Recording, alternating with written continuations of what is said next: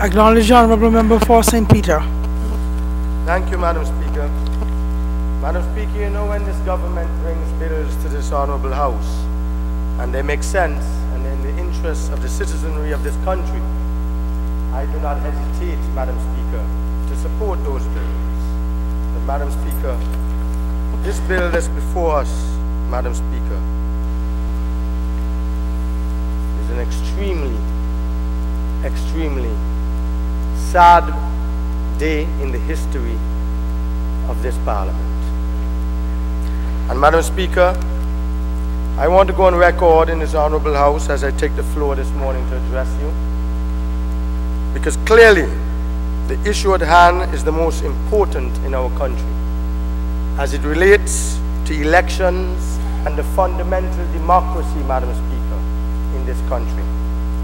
That is the Representation of the People Act. It speaks directly, Madam Speaker, to our freedom in this country to decide, Madam Speaker, who governs this country, which policies the majority of us wish to see put in place, which representatives, Madam Speaker, that the citizens of this country trust and able promise changes for our beloved country in order to have free and fair elections at all times. And Madam Speaker, free and fair elections must always serve as a judgment in favor of or against the incumbent government. So today, we are seeking to set the rules, the laws by which those elections will be governed, and by which elections will be judged by international organizations like the Commonwealth Observer, the CARICOM Secretariat, the OAS, as free and fair. Since March 23rd, 2004, Madam Speaker, when I was first elected into this august House by the good people of St. Peter's, a new set of rules, they were embodied in the Principal Act. The Principal Act, which we are again today, Madam Speaker, amending substantially since July of last year when we came to this House.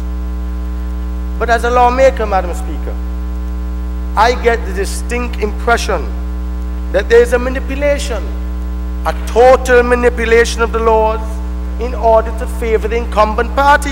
Yes. Favor the incumbent party over the political opposition. And that cannot be right. It cannot be an acceptable raison d'etre to change the laws of the country, Madam Speaker. Last year, Madam Speaker, when the representative from St. John's Rural West, the Honourable Prime Minister, presented the amendments in this Honourable House, he was admonished against moving forward. Discouragement came from this side of the House, from the opposition benches. We all warned him, we told him so. Also, Madam Speaker, a very long letter addressed to that same member, the Honourable Prime Minister, also came from the then Chairman of the Electoral Commission, Sir Gerald Watt, dated June the 21st, 2010. He said, do not increase the cost of the operation, Mr. Prime Minister. Know the practicability, the ability of the operation. Know the amount of ink, the amount of paper, and the machines required to meet the purposes which were being set out with the input of the Electoral Commission. He was told all this, Madam Speaker. That advice was brushed aside as pointless. I crave your indulgence, Madam Speaker, to read just the opening part of this letter dated June the 21st, 2010, with your permission.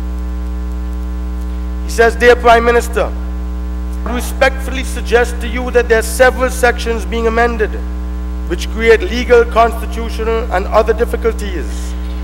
However, I intend in this correspondence only to deal with two major issues which, if passed into law, will have serious negative consequences for the Antigua and Barbuda Electoral Commission and consequently on the citizens of Antigua and Barbuda. The other matters I will leave to Parliament as they are political in nature. He went on to speak about the amendment of Section 4, qualification for registration and right to vote. This amendment proposes a change to 1 month period of residence to 6 months presently to address the perception that persons during the registration period of 2004 to 2009 were moved into certain constituencies by the Antigua Labour Party in order to establish the 1 month residency requirement, and were able by this ploy to win in the constituencies that are otherwise being carried by your party. This appears to be mischief which the legislation is intended to correct. In the circumstances, I feel the need to draw to your attention the fact that apart from the misinformation that's been put in the public domain, your party has not to date been able to provide any empirical evidence or even reliable information in this regard, and appears to be relying on political and public hearsay. Be that as it may, I feel obliged to draw your attention and that of Parliament to the difficulties which this arbitrary increase in residency qualification will cause.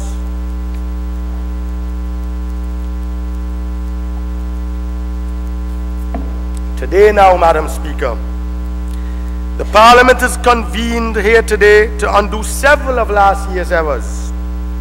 I make reference in particular to paragraphs 16 and 17 of the amendments. Paragraph 16 and 17 of the amendments, addressing section 21 and subsection 21.2 and 21.2a. Madam Speaker, the member from Rural West would not yield to the sensible advice offered him. And so we have come here today, Madam Speaker, to make it possible for the Electoral Commission to publish registers, Madam Speaker, that it should have published on June the 30th, 2011, 5 months ago, Madam Speaker. And then on October the 31st, 2011, 2 weeks ago, 2 days passed. But as was indicated last year to the Honourable Member for St. John's Rural West, the inclusion of photographs in the registers would multiply the cost of producing a constituency's register by as much as 10 times. The machines would have to be acquired that could speedily print photos and biographic data simultaneously, and that amount of paper required, you were told so, would be enormous. It was totally impractical, Madam Speaker. In fact, the member was advised that the probability and the portability of the examination of the registers would be near impossible. The old, the physically impaired, the mentally challenged, almost everyone, Madam Speaker, but the most agile among us would not able to easily find his or her name on the register. Still, the member for Rural West persisted, offering what he deemed to be valid reasons, just like what he did this morning, that only by dint of the majority caused these sections to. Madam Speaker, I go on here to again to read a section of Sir Gerald's letter to the Prime Minister, with your permission. Amendment of Section 24, Register of Elections. The second and even more serious issue is the amendment to include the photograph of every elector to be included in the Register of Elections. Should this section become law, it would create a most undesirable and dangerous precedent when an elector's photograph is splashed all over the state. Further, this practice entails considerable security risks. People's photographs ought to be confidential. It is frightening to contemplate the photographs of police and army and security personnel, including those operating covertly and undercover, will be open to full scrutiny by every potential criminal, their faces and addresses being readily ascertainable. While public and state official pictures are available, ordinary citizens' privacy in this regard ought to be protected. But hear this, Madam Speaker. This is the punchline. Sir Gerald Watt says, in any event, what is the purpose of the amendment? From your presentation in Parliament and some of your colleagues, it appears that the purpose is to be able to use the register for elections as a campaign party tool. That is to assist the political parties in identifying voters. Can you imagine that, Madam Speaker? Madam Speaker, it is still unnecessary to have photos in the register. Because you see, since each elector, when he casts his vote, requires a voter identification card, and his photograph is embedded in that same photo identification card. It's reproduced in the register. Since the elector cannot change a photo card, why is there a need to print a register or a photo on the register, Madam Speaker? When the elector presents himself to be registered and to cast his ballot, 3 persons examine the card, Madam Speaker. 3 persons are facing them. The entire rationale is based on lies, innuendo, unfounded claims, Madam Speaker, but more importantly, a deliberate to undermine confidence in the process. And that's why this whole notion of pictures came onto this photo thing. The cards are tamper-free, Madam Speaker. We hired the firm from Jamaica. We spent millions of dollars to bring them in to train our people up at ABIC. The photo cannot be altered. The cards are required in order for registered electors to participate in voting. So why are they on the register? I don't understand it. I don't see the rationale, Madam Speaker. But be that as it may, I'm thankful to the Honorable Prime Minister or the Honorable Attorney General that the requirement of a photo now, Madam Speaker, next to the name of every elector in every register has been eliminated. But that has been done at the urging of the chairman of the electoral, the former commissioners, us on the side. Efficiencies have been achieved by the inability of the commission to do what the law commanded. Madam Speaker, the next point I want to raise is that no register was published on June the 30th, and no register was published so prescribed by law on October the 31st. So we're in breach of the law right now. Why? Commission could not do either. Is proof sufficient, Madam Speaker, that the honorable lawmaker was misguided? But Madam Speaker, I come now, Madam Speaker, to the most egregious, sorry, I have trouble pronouncing this word, egregious, the most egregious, Madam Speaker, wrongs done to certain individuals. When you pass legislation in Parliament, you pass legislation not for when you're in government alone, but one day you'll be in opposition too. You can't pass legislation to victimize individuals in the society.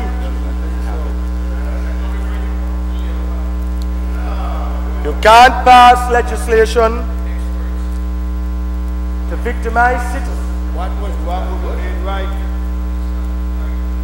What was wrong with what made right? Citizens of Antigua and Barbuda who have served our country with distinction, who have served the commission outstandingly, and who have been exemplars of fairness, of impartiality, of professionalism.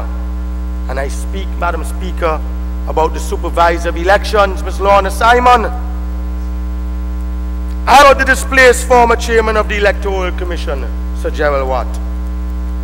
Lorna Simon, Madam Speaker, as we all know, has been an outstanding civil servant in this country. I believe, and I stand corrected, she was one of the youngest persons to be appointed permanent secretary in this country. She was entrusted with the task, Madam Speaker, of supervisor of elections. And Madam Speaker, she has silent reduction in her salary, in her income for several years, while permanent secretaries received increases. All sort of mumbo-jumbo reasons have been given why she cannot be the recipient of a similar salary increase. There was no charge leveled against Lorna Simon. There was no charge leveled against her even by the victorious UPP when you won the election in 2004. And up until March 2009, Mr. Prime Minister, she was barely noticed. When the UPP barely overcame the majority on March 12, 2009 elections, Madam Speaker, so much went wrong. So much went wrong. The attack dogs began looking for some scapegoats, but not blaming them ultimate sellers. And who became the perfect foil? Lorna Simon. Lorna, the failure, Mr. Prime Minister, to deliver financial resources and the delays by the failure to take the Boundaries Commission report, because that's the next important matter, Madam Speaker. The Boundaries Commission report to Parliament were never mentioned as reasons causing the late printing of the registers, which resulted, Madam Speaker, in the late start of polling. But just blame Lorna Simon, exonerate and treat her as though she can be easily discarded. I have her CV, Madam Speaker, and I crave your indulgence. Lorna Simon served this country with professionalism as a civil servant from 1978, starting as a junior executive officer, all the way up to senior assistant secretary, principal assistant secretary, permanent secretary in the Ministry of Tourism and Environment, permanent secretary of Youth Empowerment, Sports, Carnival. 2001 to 2002, she was seconded as secretary to the McIntyre Commission of Inquiry. In 2001 to 2002, permanent secretary to the Office of the Governor General. And then 2002 to present, supervisor of elections. She attained a Bachelor's of Science degree in Public Sector Management with second-class honors, University of West Indies, Cave Hill campus. She also attained a certificate in Public Administration at the University of West Indies, Mona campus, Jamaica. Look at all the professional courses, training for this thing, Organization of American States, back in 1998, course on social policy formation and management, Caribbean Development Bank Certificate of Training and Project Implementation, Canadian International Development Agency project course in accounting. Madam Speaker, she participated as a CARICOM observer during general elections in St. Kitts and Nevis, participated as an international observer during elections for President and Vice President of the Dominican Republic, participated as an international observer during municipal elections in Nicaragua, and she was a participant in the course Inter-American Meeting on Quality Management of Electoral Authority in Mexico. And it goes on and on and on. Thank you, Madam Speaker.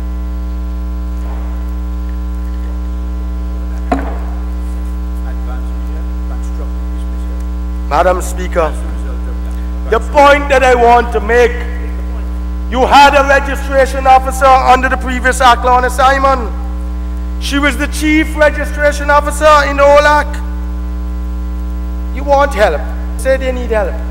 But why not have an assistant registration officer to assist the same Lorna Simon who knows the job inside out better than anyone else? But what they're trying to do, Madam Speaker, is to undermine the existing supervisor of elections, Ms. Lorna Simon, and put someone, one of their own political hacks and cronies, in order to manipulate the system. And I'm saying that cannot be right, Madam Speaker. Someone who break the law. To put a chief registration officer in this at this time, Madam Speaker, total nonsense. What is the rationale? But you see, Lorna Simon, as I've said, she's impartial, she's professional, she's independent. Honourable Member, straightforward, Madam Speaker. I have a problem with that statement you just made. I think you're really imputing improper motives. And I would, when you said to put somebody into break, I think that is imputing improper motives. I don't expect any member of this House to have such motives. I respectfully withdraw that, Madam. Thank you.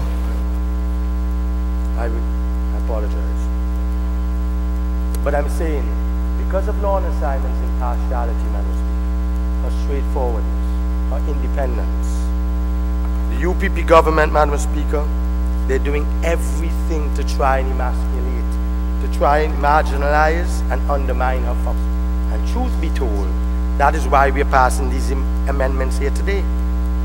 They're trying to remove, Madam Speaker, the preparation of the continuous registration from Lorna Simon, who's been doing it successfully since 2003. And nobody ever had a problem with her, even them. To a chief registration officer, who will be a new person, who will not have the experience, who will still have to learn from the same man and teach that new person the system, doesn't make sense. The other thing that they're trying to do, they've arbitrarily reduced, Madam Speaker, the retirement age of the supervisor of elections to 65 years old. You know what that means? That means, Madam Speaker, that Lorna Simon will be gone in less than 3 years. Definitely before the next election. I mean, let's be fair this here, man. Why are we reducing it to 65 years? How old is Lorna Simon? When is the election due? I mean, let us do the maths. She will not be there at the next election. Madam Speaker, the government has also stripped the Office of Supervisor of Elections of every single duty that a supervisor must carry out in the Commonwealth. The Supervisor of Elections, Madam Speaker, under the principal act that we have, was the Chief Registration Officer, the Chief Elections Officer, and the Chief Executive Officer. If you look in paragraph 8, amendment of section 9, Madam Speaker, subsection A eliminates the Chief Executive Officer totally. Sticking with paragraph 8, subsection C, subsection 2, 8 of the amendments, Madam Speaker, the roles of the Chief Registration Officer and Chief Elections Officer are also eliminated from her duties. The Chief Administration Officer role has also assumed the roles, Madam Speaker, once assigned to the Chief Executive Officer, eliminating the major functions which the Supervisor of Elections once carried out dutifully. Of course they've made it redundant. So what are the functions of the Supervisor of Elections now?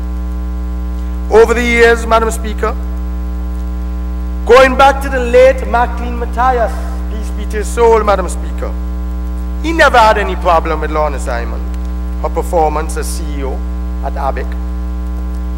So I want the Honourable Prime Minister to tell this Honourable August House today, and to look into the cameras and tell the country, why are you putting in a Chief Administration Officer to deal with 17 staff members in the office? 17! You say you have no money. When the Lorna Simon, the Supervisor of Elections, been doing that job since 2003. Since 2003, and doing it very well. And no complaints from any commission. No complaints from Dorset, from Jerry Watt, from Matthew Matthias, from nobody. No complaints from the UPP party about it. Now you're proposing in this act, Madam Speaker, to put in one of their persons to do the job that the Supervisor Elections must do. The point is, you cannot, Madam Speaker, separate those functions. You cannot have anyone else doing the job of the preparation of the continuous registration other than the Supervisor of Elections. That is her job. Those things have to go together. They're intermarried. There's a nexus. Would you listen and learn?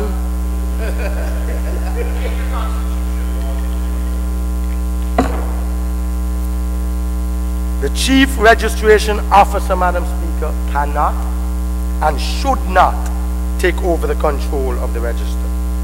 And this is why, for the benefit of the member of St. John's Rural North, let me educate you, that in the old act, we made her the Chief Registration Officer. And if you look in the other Commonwealth jurisdictions, it is the same functions. You cannot split the functions. The preparation of that register is an integral part of the electoral process and the supervisor of elections duties. And I'm going to tell you this.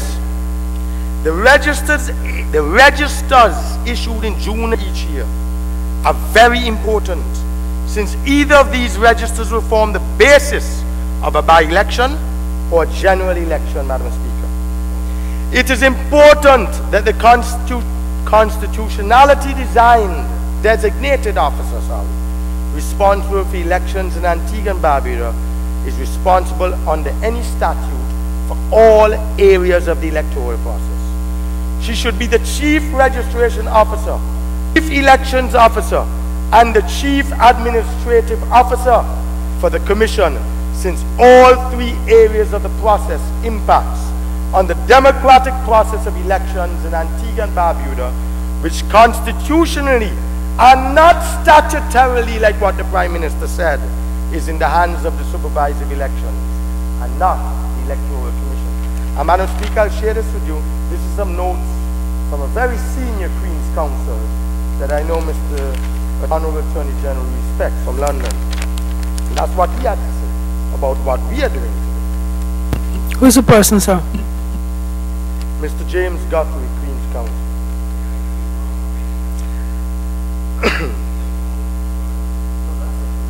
Oh, come on, he should take that back.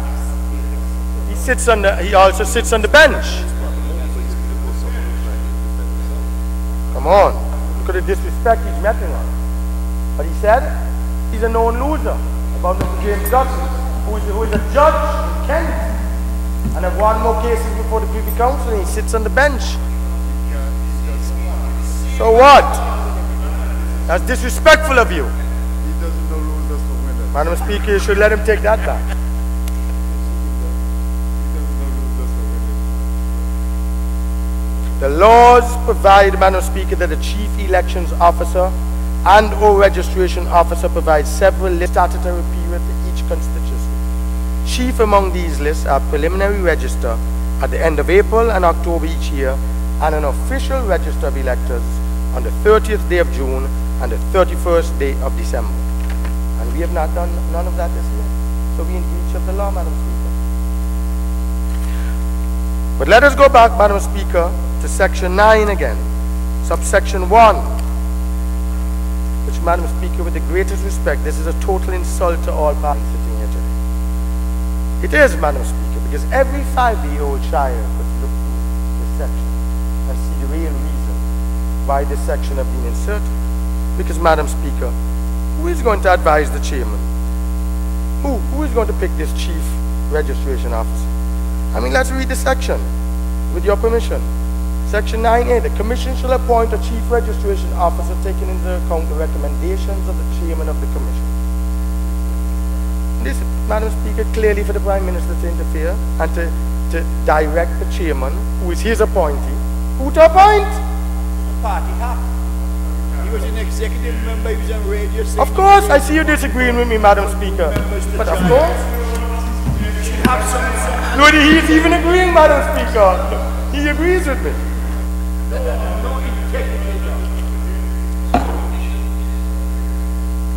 And the other point, Madam Speaker, if it's the point of Chief Registration Officer, the Commission, why the Commission must take into consideration the recommendations of the Chairman. So what, the Chairman have a veto power? Suppose the recommendations of the Chairman are different than the remaining commissioners. What happens?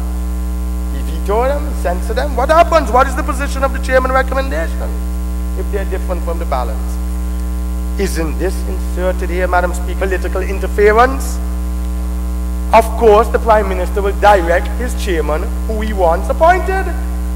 Every 2-3-year-old child could see through that. Come on, let's get real. Wake up and smell the coffee, man. But, Madam Speaker, more seriously, they are violating Section 67 of our Constitution. And it's not just the Constitution, it's all the norms and practices and conventions. And, Madam Speaker, in the other Commonwealth jurisdictions.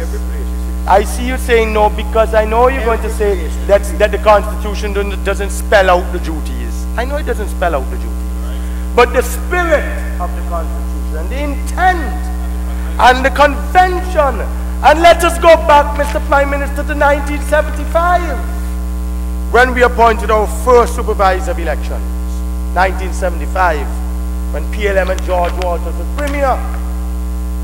What did they do? They didn't emasculate the supervisor of elections. They put all the functions and duties under the auspices and ambit of the supervisor of elections. Which was right to do. Then in 2001, when we were in power under Lester Bird, and you as leader of the opposition raised holy hell, and the Commonwealth Observer, we then came back to Parliament. We revamped the legislation. What we did, we passed the Representation of the People Act, Madam Speaker, came a model act for many jurisdictions.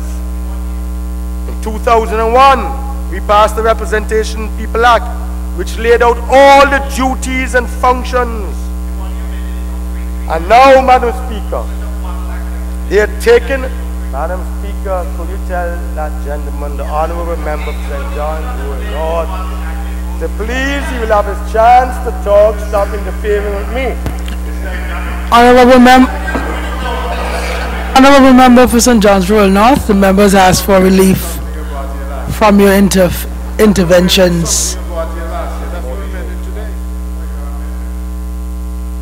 And now, Madam Speaker, they have taken away all her duties and functions, which the Constitution really and truly expects her to deal with. It's the intent, although it's not spelled out there. The intent is for the supervisor of elections to deal with all electoral matters. Then we go to the 2001 Act. It is very clear in the 2001 Act, Madam Speaker,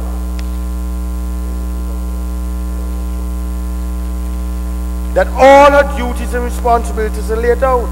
But what you're doing is taking away the functions and giving them to a new Chief Registration Officer and a new supervisor. That's what it is. Madam Speaker, this government said they have no money. They cannot afford to grant the supervisor in salary, which he justly deserves. But the Commission now, Madam Speaker, will now hire four additional officers. You know what the salary of those 4 additional officers is going to cost the Treasury? The work which the supervisor of election undertook seamlessly for the last 7 years without any problem. If that is fair, Mr. Prime Minister, then I do not know what injustice looks like. I really don't. Not fair, Madam Speaker. It is not just. It is not worthy for any long-serving civil servant to be treated this way by her Parliament. She's an Antiguan man and an exemplary woman of high standing. Please, Mr. Prime Minister, do not do it. Please. Withdraw the bill, withdraw the bill, withdraw the bill.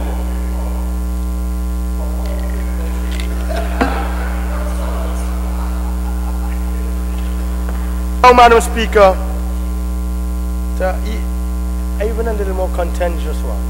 Sir Gerald Watt, a founding member, a pillar of the progressive labor movement, even before the member for St. John's Rural West.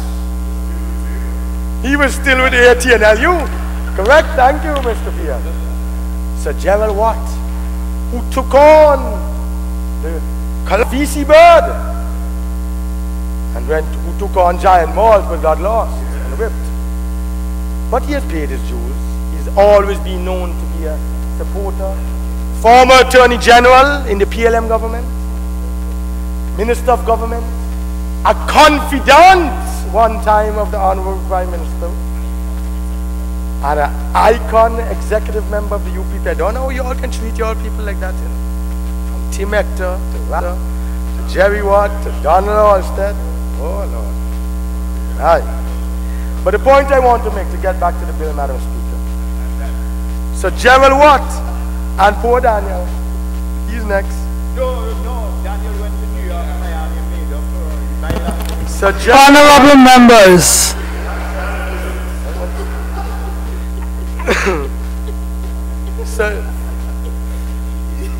So Gerald Watt, having been kicked down, Madam Speaker, kicked out, and having had senior police officers stationed, don't forget that, they sent police, just like how they sent police up at Hadid, they sent police at the Electoral Commission to prevent him from entering the premises. You didn't know that, honorable member?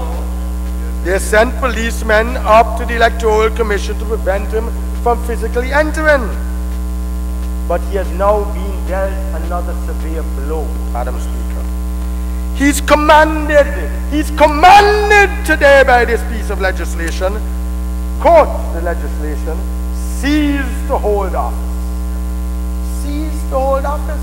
Because once we pass this and the Senate passes it and the Governor General assent to it, Jerry Watt will not even be a lowly member of the commission. He'll be history.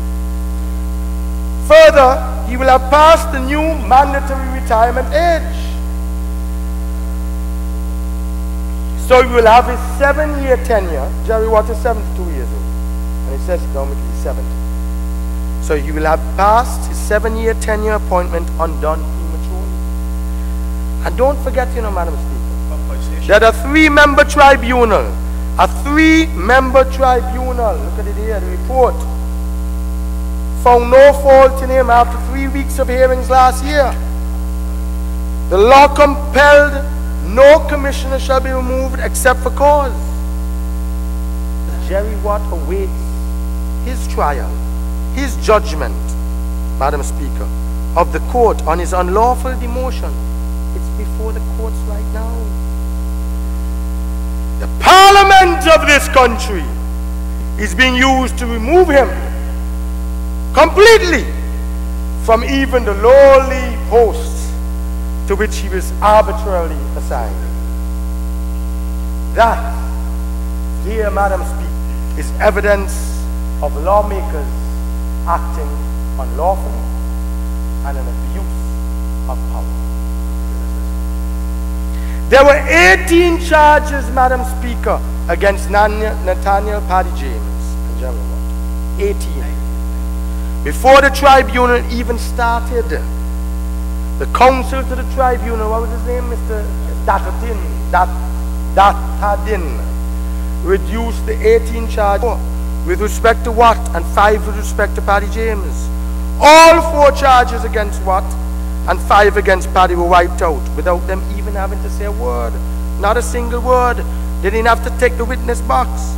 The charges were so trumped up, so mischievous, so obviously false and baseless that the tribunal did not even require them to take the witness box and to refer to the witness statements, because everything was thrown out.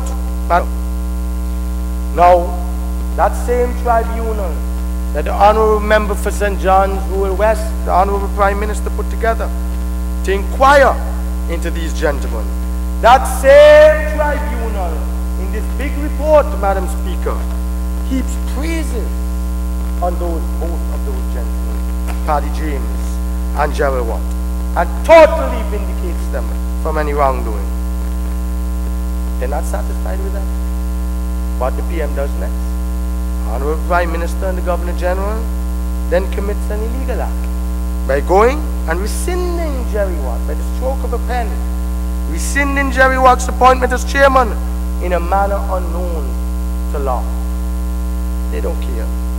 They're the government, and they left him as a sole commissioner. And now, what you have? You have the UPP party hacks on the radio stations, persons like Ivor Ford and all these in Small and Chaku Simister and the man Parker calling and saying, disband the whole commission, dismantle it. The entire commission should go. And that is what we're doing here today. The effect of what we're doing here today is what those same UPP party acts have been calling for months, to dismantle and disbandon Abbott and the Commission. Madam Speaker, we cannot be serious. What we are doing here overall is taking political control by the ruling party of the Electoral Commission, which it feels it cannot do with the presence of the present commissioners. Therefore, they wish to stack the commission, Madam Speaker, in such a manner as to allow the UPP to exert total and complete political control on the entire electoral process. That cannot be right. It is dangerous. We will not sit down on this side and allow that to happen. We're going to write to the OAS, the Commonwealth Observer Groups, the United Nations, CARICOM Secretariat, and we will also go to the courts. This is very serious. The electoral process, which should really be independent, an impartial body, and independent of any political control or interference at all times. Let me warn also, Mr. AG, with due respect, you can make retroactive legislation. But you cannot pass legislation, sir, that will be retroactive. And I want to get this right, Council. If that legislation causes an abridgment of rights enjoyed previously by an act of Parliament, you cannot abridge an existing right by subsequent legislation. So Jerry Watt going to have a next case against them. Another case, because what they're doing right now is nullifying the man's appointment. He seizes the whole office. Suppose he wins the court case. He's before the courts right now, Madam Speaker. Suppose, assume he is successful before the court. They'll appeal. They've already wiped him out. They'll appeal. You can't pass legislation that's going to abridge an existing right if you haven't made it retroactive. The AG should know better than that. I'm sure he does. If you're going to also amend an important piece of legislation, Madam Speaker, is the Representation of the People Act.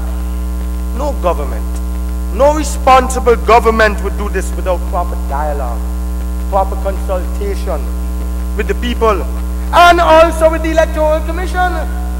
You can't come here to Parliament and don't even consult the existing Electoral Commission or the people. I tell you further, in St. Lucia, in the Constitution in St. Lucia, in section 52, it calls for meaningful consultation with the Commission at all times. In England, you studied in England, Honourable Member for St. John City South, there can be no amendments to the law in England unless it comes first from the supervisor of elections and the Commission, then to the Home Office and to the Home Secretary. They have a serious input. You just don't pass laws willy-nilly. You can't just pass laws willy-nilly. There must be dialogue, there must be consultation. Madam Speaker,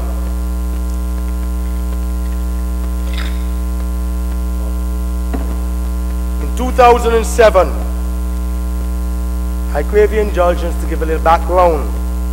The Electoral Commission met down at the Multipurpose Exhibition Center, I think. They invited the general public there. And all political parties were invited. It was very well attended. I recall the then chairman, Sir Gerald Watt, said there are several constituencies in which residential expansion had affected the existing constituencies. For example, people coming to register, Madam Speaker, where do you live? I live in Bowlands. In fact, they live in West Palm Beach. We have no street names in most of the constituencies, Madam Speaker. West Palm Beach is actually north of the dividing line, which is north of the northern boundary of the constituency, which is an imaginary line. The upshot of this, Madam Speaker, is that people who are voting, who voted in St. Mary's South, should be really voting in rural South. St. Mary's North should be voting in rural South. St. Peter's also. We had a massive problem with the boundaries problem with All Saints West. They came and tell us that St. Peter's go all the way up to Macpon. They wanted to take St. Peter's all the way up to Macpon and took us, Ren O'Neill took us up there and tell us this is the imaginary line and it cuts straight through the playing field of Macpon. So half of the football players will be playing for Chester and half Asot. It's crazy. There were about 12 constituencies, Madam Speaker. Rural West and rural South. Imaginary line again. You had a big problem in rural West, sir. You had one in rural South. People who were voting in rural South should have been really voting in rural West.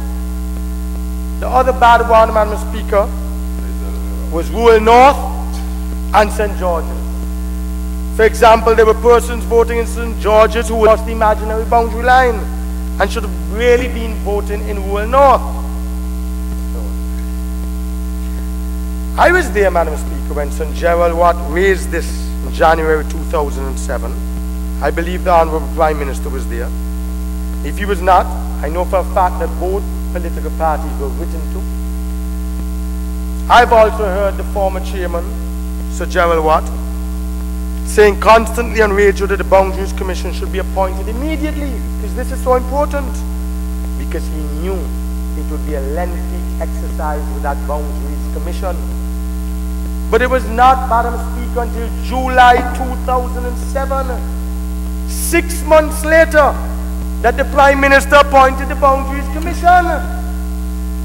And then he appointed Senator Lionel Gommans as chairman. Senator Lionel Gommans, as we all know, peace be to his soul, he fell sick, he had to travel, he had to go for pension. The other point is, it was not until September of 2007, September of 2007, that the Prime Minister replaced Gommans with Clarence Scrum. In the meantime, what happened? Look at the large space of time that he took, that the Prime Minister took to appoint the chairman of the Boundaries Commission. You go back, Madam Speaker, July 2007, and then after, not until September 2007. The truth be, in the meantime, the Electoral Commission took it on their own. And they went out into the field, they took Ren O'Neill, and they went to look at the boundaries.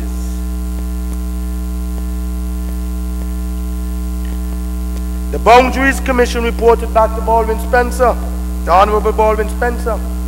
This is very important to know, this chronology. The Boundaries Commission reported to Honourable Baldwin Spencer in July of 2008. Gerald Watt filed court papers which are public, and I read his witness statement. But although we reported to the Prime Minister in July 2008, 5 weeks after the general elections in 2009, Sir Gerald Watt wrote on behalf of the Commission, and I have it here, a 40-page report with 30 exhibits explaining all of the problems that the Commission were experiencing and that they had encountered. Mr. PM, did you read this report, sir? And then you are coming here now and we are putting blame on law and assignment? Have you read what was given to you? The Boundaries Commission report, gentlemen and ladies, never reached this Parliament. It reached you, Madam Speaker, immediately on the 30th of July 2008. But the Prime Minister never called Parliament until November 2008 to deal with this. An important matter like this. So why the delay?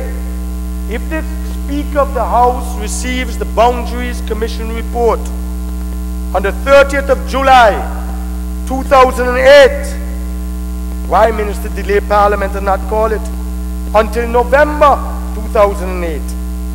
The fact of the matter is that the Prime Minister sat down on this important report for 3 or 4 months. And the Chairman of the Electoral Commission, Sir Gerald Watt, did not receive a copy of this important report. You know where Sir Gerald had to get the report from? From Clarence Club. You know when he had to get the report? The week before Christmas 2008. So the Electoral Commission, Madam Speaker, was now scrambling at the 11th hour to try to put all the things in place for an election that was being called in March 2009. Can you believe that? You see the short period?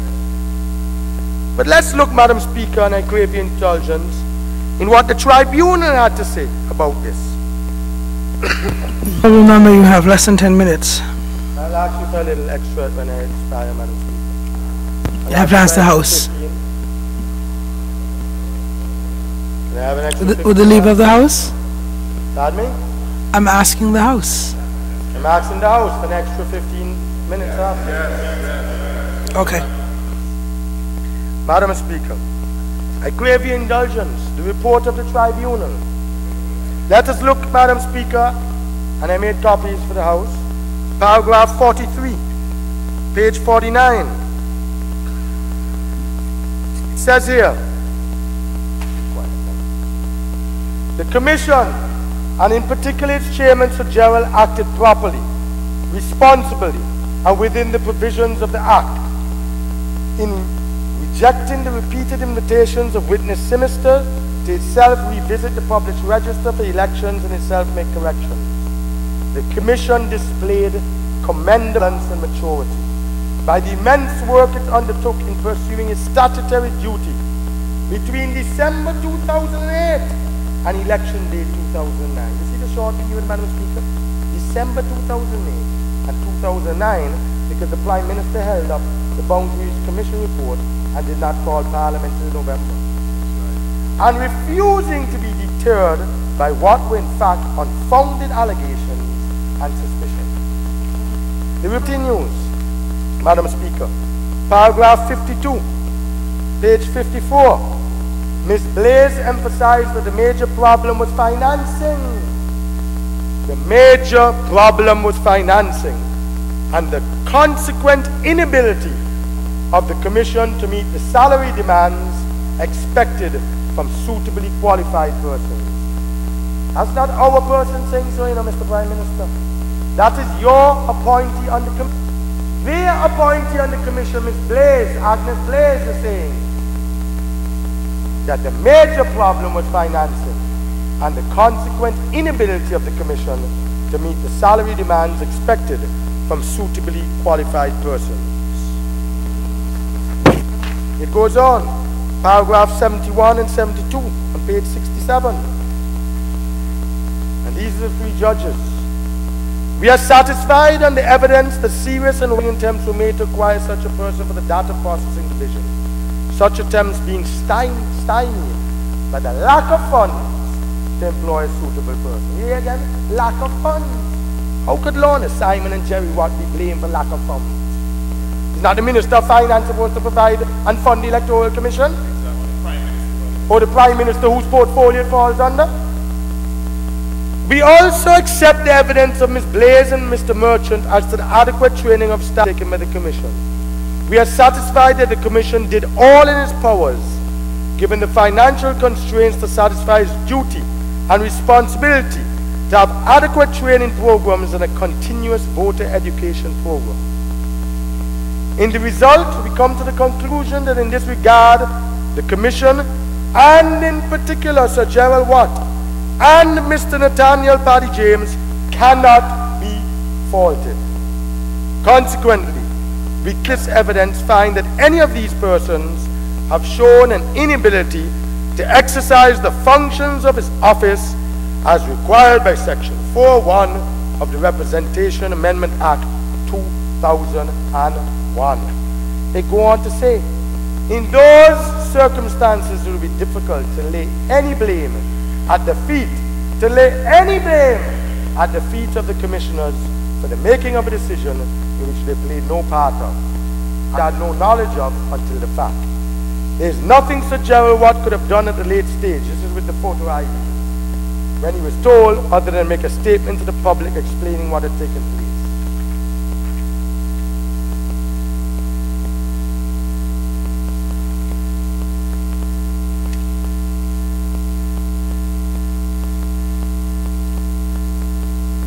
The last thing I want to read, Madam Speaker, from this report. In the event on these issues we conclude that the members of the Commission, that is Sir Gerald Watt, QC, Mr. Nathaniel Paddy James, have not shown by their conduct, as revealed in the evidence presented in this regard, that they are unable to exercise the functions of their office, or that their conduct amounts to misbehavior, in terms of Section 4, subsection 1 of the Representation of the People Act 2001.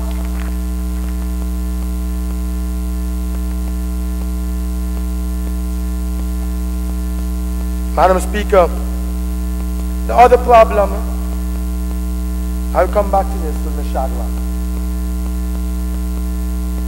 is in terms of stolen and lost cards.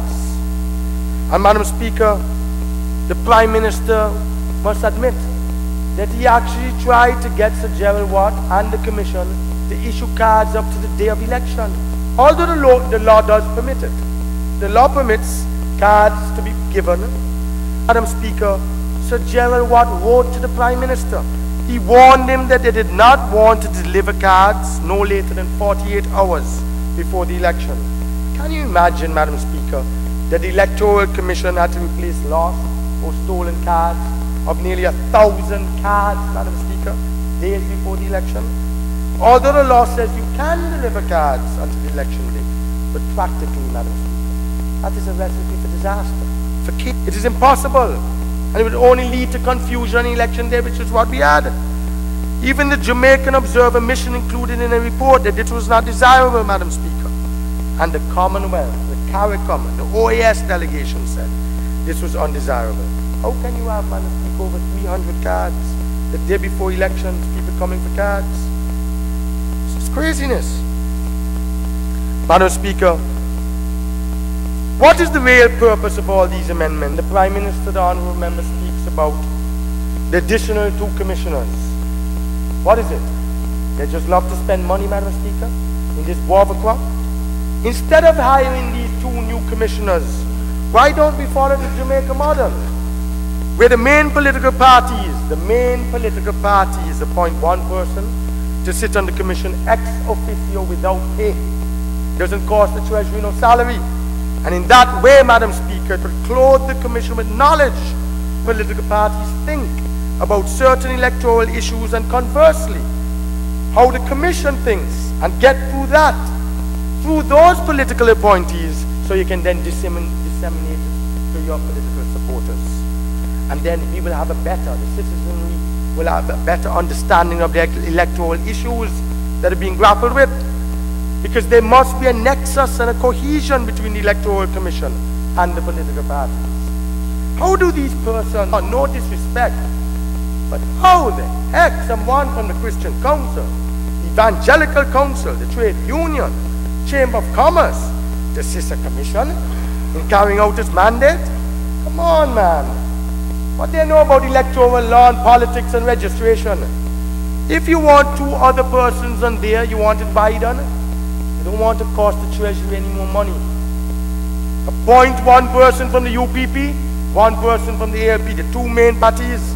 Let them go there, sit as observers without any vote, ex officio, and let them, Madam Speaker, adumbrate the political views at the highest level. The 2 main political parties in Parliament. This is what the Jamaica model is. And this is really what should be done, Madam Speaker.